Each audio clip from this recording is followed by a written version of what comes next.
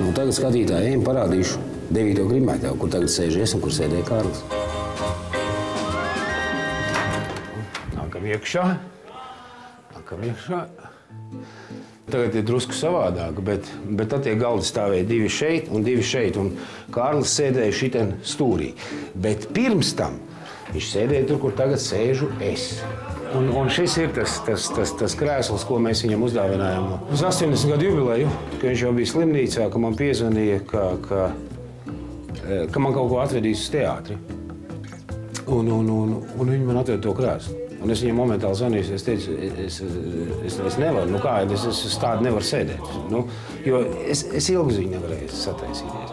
Un viņš pateica, nē, es gribu, lai tu uz tā krēsla sēdi. Nu, tagad jau es sēžu, jau paskaties, cik gadus.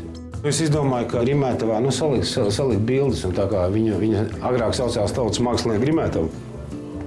Un es izdomāju, ka tie, kas ir sēdējuši un tie, kas vairs nav starp mums zemes, kas ir augšā, tos mēs uzlikām reku šiten. Un te ir reku Kārlis, Juris Pļaviņš un Alfreds Jaunišāns. Un tā mums te arī ir 9. ģērbtuves koks. Un paskatieties, kas te ir sēdējis. Klētnieks, Osis, Zīle, Vidinieks, Sebris un sākot ar Čehovu. Tā vismaz runā, ka Čehovs sēdējis tā katlaps un tad mēs uztaisījām tādu ģērbtuves koku. Nu tā mēs te dzīvojam.